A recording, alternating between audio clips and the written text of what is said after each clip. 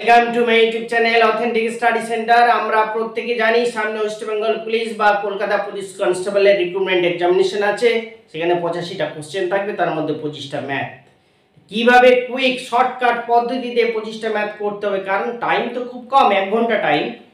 তো সেই টেকনিকটা আজকে এই 10টা এখানে অঙ্ক করব, সেগুলো জেনে রাখতে বুঝে রাখতে হবে যে কীভাবে করা যায় শর্টকাটভাবে, কুইক কিভাবে করব। কিছু কিছু বিষয় আছে যেগুলোকে রপ্ত করা দরকার।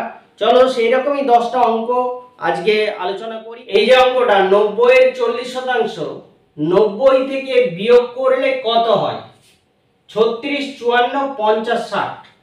কিভাবে করবে এটা?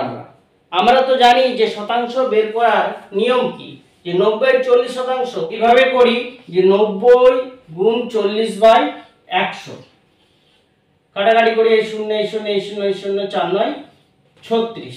তাহলে 90 থেকে 36 যদি বিয়োগ করি কত হবে? তো সে যাই হোক, এটা শর্টকাটে করার একটা প্রসেস দেখাবো। এই দেখবে যখন শতাংশ বের করতে বলবে 90 এর 40%, এই 9 আর 4 গুণ করবে, 4 9 36। এবারে 90 থেকে 36 বিয়োগ করবে, 90 থেকে 36 বিয়োগ 54, তাহলে आंसर হবে বি 54। কত সহজ এবং ইজি হয়ে যাচ্ছে। কিন্তু যে কোনো শতাংশ যদি বের করতে বলে তো গুণ করে দেবে। ধরো বলা হলো 40 এর 20% কত হবে, এই 40 এর 4, 20 2, 4 দুগুণে 8, এইভাবে। কিন্তু পরের অঙ্কতে যাওয়া যাক। 2 নম্বর, এই যে দেখো এই অঙ্কটা 2a = 3b = 8c হলে a b c = কত হবে? এই অঙ্কটা করতে হলে প্রথমে যেটা করতে হবে, 2 3 8 এর লসাগু বের করবে। 2 3 8 এর লসাগু কত হবে? 24। বের করে নাও, দেখতে পাবে। এটা মুখে করা যায়। 8 3 24, যেহেতু 2 3 দ্বারা ভাগ করা যাচ্ছে, অতএব এদের লসাগু হবে 24।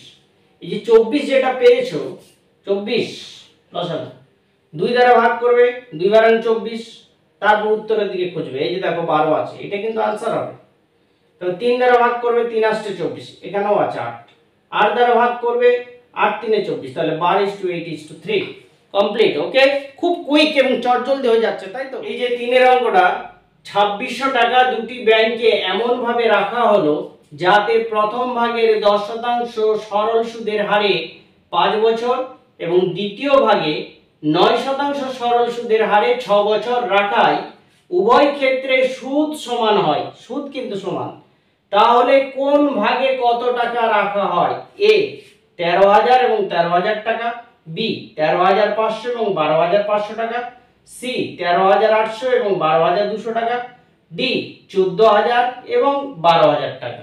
অঙ্কটা দেখে মনে হচ্ছে কিন্তু বিরাট বড় অঙ্ক, কিন্তু তা নয়, আদতে তা নয়। কিন্তু এটা এই ধরনের অঙ্ক যদি পাও, যেটা করবে, এই যে দেখো 10% আর 5 বছর, 10 আর 5 গুণ করবে, 10 5 কত হয়? 50। আর এই যে 9% আর 6 বছর, 9 আর 6 গুণ করবে, 9 6 54 আর 10 5 50। এই যে 9 6 54, এই 54 এখানে বসিয়ে দেবে, ইসটু 10 5 50, 54:50। তাদের টাকা রাখার অনুপাতটা হচ্ছে 54:50, মানে 27:25। কাটাকাটি করে ছোট করে নিতে হবে। অর্থাৎ প্রথম ভাগে টাকা রেখেছিল কত টাকা? 2752 ইন্টু 26,000। কাটাকাটি করলে কত হয়? 52 গুণ 5 5000, 27 গুণ 5 5 7 35, 5 দুলে 10 একে 13, আর এই দুটো শূন্য খেয়ে যাবে। 13,500 টাকা প্রথম ভাগে রেখেছিল। তাহলে এই যে आंसरটা বি এরটা 13,500, তাহলে 26,000 থেকে 13,500 বিয়োগ করলে কত হয়? 12,500। তাহলে आंसर হবে বি 13,500 এবং 12,500 টাকা। কত ইজি এবং সহজেই কিন্তু হয়ে যাচ্ছে। এটা মাথায় রাখতে হবে। এই ধরনের অঙ্ক যদি পাও, অত কিছু ভেবে কোনো লাভ নেই। 10 5 50, 9 6 54, 54:50 অনুপাতে তারা ব্যাংকে টাকা রেখেছিল। অনুপাতটা নিয়ে তবে এটা বের করলে অঙ্কটা হয়ে যাবে। ওকে, ক্লিয়ার? চলো 4 নম্বরে কি অঙ্ক আছে? এই যে গসাগুর অঙ্ক 4, খুবই ইজি। এই 3 এর 10, 9 এর 20, 12 এর 25, এদের গসাগু কত? যখনই ভগ্নাংশের গসাগু বের করতে বলবে, তার সূত্রটা তোমাদের নিশ্চয়ই জানা আছে। যে উপরের এই লবগুলোর গসাগু হবে আর এই হরগুলো 10, 20, 25 এদের লসাগু করতে হবে। উপরের গুলো গসাগু, গসাগু বললে উপরের গুলো গসাগু আর নিচের গুলো লসাগু। তাহলে 3, 9, 12 এদের গসাগু কত? 3। গসাগু করে দেখে নেবে, এটা মুখোমুখি করা যায়। 3, এই যে 3। আবার 10, 20, 25 এদের লসাগু কত হবে? বড় সংখ্যা 25, 25 দুগুণে 50, 25 তিনে 75, 25 চারে 100, মানে এদের লসাগু হবে কিন্তু 100। এই 10, 20, 25 এর লসাগু করে দেখো। এই যে 5 দ্বারা ভাগ করা যাবে, 5 দুগুণে 10, 5 চারে 20, 5 5 25, 2 দিয়ে হবে, 2 1 কে 2, 2 দুগুণে 4, 5, 5 দুগুণে 10, 10 দুগুণে 20, 20 5 100। তাহলে 10, 20, 25 এর লসাগু হচ্ছে 100। লসাগু হচ্ছে 3 আর লসাগু হচ্ছে 100, মানে 3 এর 100, উত্তর হবে ডি। 3 এর 10, 9 এর 20, 12 এর 25 এর এদের লসাগু হবে 3 এর 100। চলো তাহলে পরের 5 নম্বরের অঙ্ক কি আছে? 5 নম্বরের অঙ্ক, এক ব্যক্তি 320টি আমের ক্রয় মূল্যে 400টি আম বিক্রি করেছে, তাহলে তার ক্ষতির শতকরা হার কত? 10%, 15%, 20% না 25%?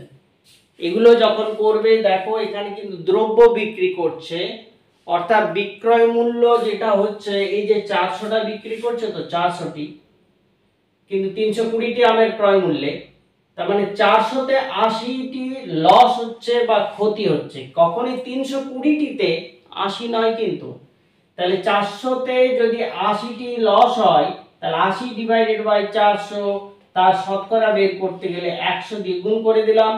0 0 8 5 40, 5 গুণ 100 সমান সমান 20%। কত आंसर? 20%। সি এই आंसर। ওকে, তাহলে চলো 6 নম্বর অঙ্কে কি আছে দেখা যাক। এই যে 6, একটি নৌকা স্রোতের প্রতিকূলে 8 ঘন্টায় যায় 40 কিমি, অনুকূলে 6 ঘন্টায় যায় 36 কিমি, তাহলে স্থির জলে নৌকার বেগ কত? এর দাগে আছে 6.5 কিমি পার ঘন্টা, বি এর দাগে 5.5 কিমি পার ঘন্টা, সি 6 কিমি পার ঘন্টা, ডি 5 কিমি পার ঘন্টা। আমরা তো জানি যে স্থির জলে নৌকার বেগ বের করার সূত্র যে প্রতিকূলের বেগ যোগ অনুকূলের বেগ বা অনুকূলের বেগ যোগ প্রতিকূলের বেগ ডিভাইডেড বাই 2। এখানে 8 ঘন্টায় যায় 40 কিমি প্রতিকূলে, তাহলে ঘন্টায় কত যায়? 5। এটা কিন্তু প্রতিকূলের বেগ। আর অনুকূলের বেগ হচ্ছে 6 ঘন্টায় যায় 36 কিমি, তাহলে ঘন্টায় যায় 6 কিমি। তাহলে 6 যোগ 5, 6 যোগ 5 ডিভাইডেড বাই 2। কত ইজি এবং সহজ হয়ে যাচ্ছে দেখো। 5 6 11 বাই 2 মানে 5.5। आंसर কোনটা? ডি। ওকে, ক্লিয়ার? আশা করি তোমরা বুঝতে পারছো। আর আমার এই চ্যানেল যদি ভালো লেগে থাকে অবশ্যই লাইক শেয়ার কমেন্ট এবং সাবস্ক্রাইব করবে।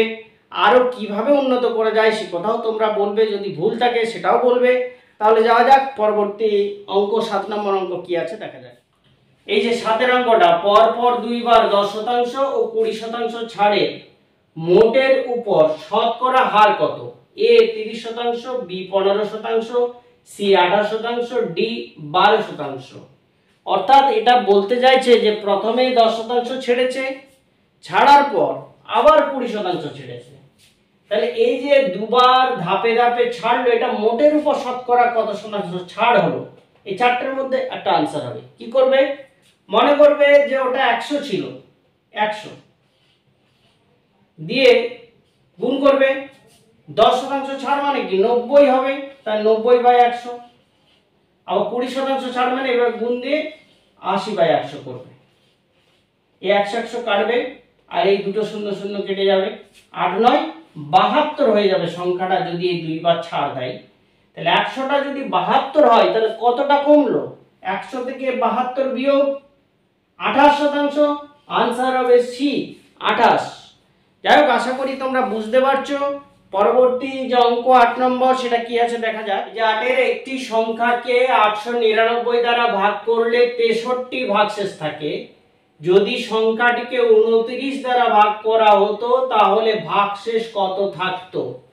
10 5 4 2।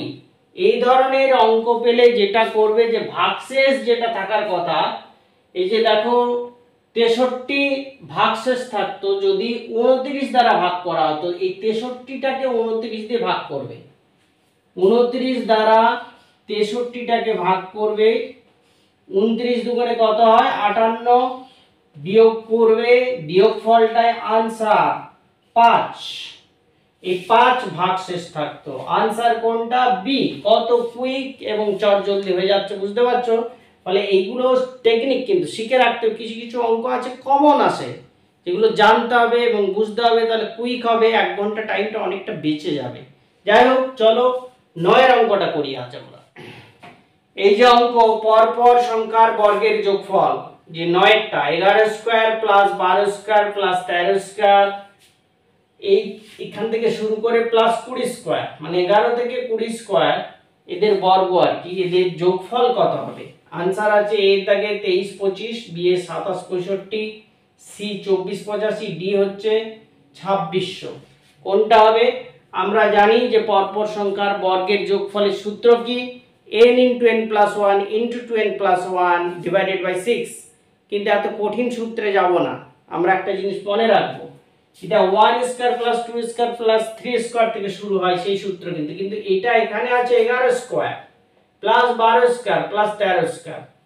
এই জন্য যেটা করতে হবে, 1 থেকে 10 পর্যন্ত পরপর সংখ্যাগুলো বর্গের যোগফল বের করতে হবে, 1 থেকে 10।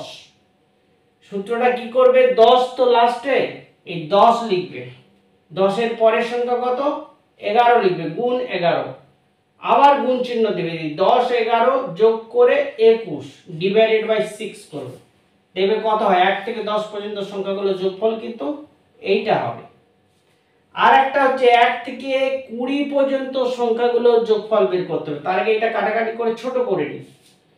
কত দিয়ে কাটবে? 2 দিয়ে, 2 3 6 5, 3 7 21, তাহলে কত হলো? 5 * 11 * 7, 11 5 55, 55 * 7, 7 5 35, 7 5 35, 3 38, 385, 385।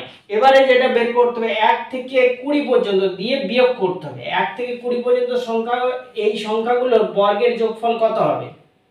দেখো লাস্টের সংখ্যাটা আছে 20, 20, তারপরে সংখ্যাটা ধরতে বলেছিলাম 20 * 21, গুণ দিয়ে এই দুটো যোগফল করে দেবে, 41 / 6, কাটাকাটি করবে, 2 3 6 10, 3 7 21, হবে 2870।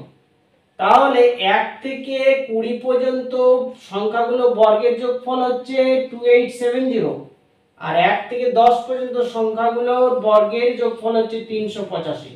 এই দুটোর বিয়োগ করলেই কিন্তু आंसर হবে।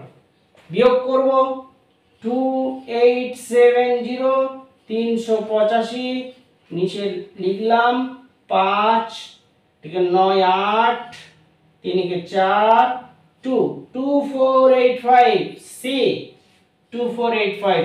ওকে, ক্লিয়ার? এবার লাস্ট যে 10 নম্বর অঙ্ক শিখব। একটি আয়তক্ষেত্রের দৈর্ঘ্য প্রস্থের দ্বিগুণ যদি দৈর্ঘ্য 5 সেমি কমানো হয় এবং প্রস্থ 5 সেমি বাড়ানো হয়, তবে ক্ষেত্রফল 75 বর্গ সেমি বৃদ্ধি পায়। আয়তক্ষেত্রটির দৈর্ঘ্য কত? 20 সেমি, 30 সেমি, 40 সেমি, 50 সেমি। এই ধরনের অঙ্কগুলো যদি সমীকরণ করে বড় করে করো, অনেক টাইম লাগবে। এই ধরনের অঙ্ক যদি পাও, সাথে সাথে অপশনে চলে আসবে, এখানে যে आंसर অপশন আছে সেটা। এই 20 ধরতে হবে, 30 ধরতে হবে, মনে করি দৈর্ঘ্য 20 সেন্টিমিটার, তারপর এই 20 যদি হয় তাহলে 10 হবে তার প্রস্থ, কমিয়ে কমিয়ে দেখতে হবে। দেখো এইটার आंसर করার আগে আমি একটা ধরি, এর দাগেরটা ধরছি, মনে করলাম তার দৈর্ঘ্য হচ্ছে 20 সেন্টিমিটার। কত? 20।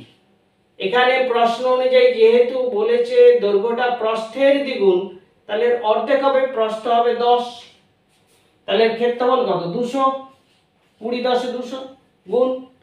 কিন্তু যদি 20 থেকে 5 কমানো হয়, 15 সেন্টিমিটার দৈর্ঘ্য হয়, যদি 5 বাড়ানো হয় প্রস্থ, তাহলে 15 সেন্টিমিটার তার প্রস্থ হয়।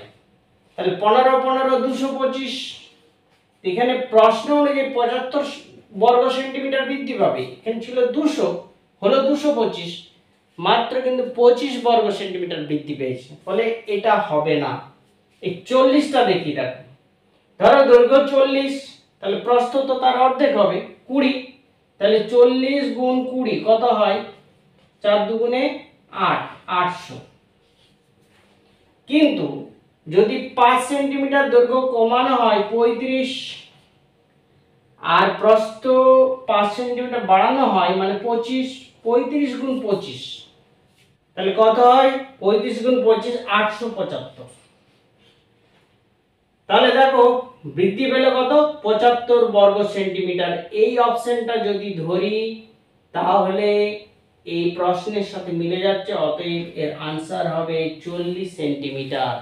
এইভাবে কুইক তাড়াতাড়ি করার টেকনিকগুলো শিখতে হবে। যাই হোক, তোমরা সবাই ভালো থাকবে। আমার এই চ্যানেল যদি ভালো লেগে থাকে অবশ্যই সাবস্ক্রাইব করবে, লাইক করবে এবং শেয়ার করবে।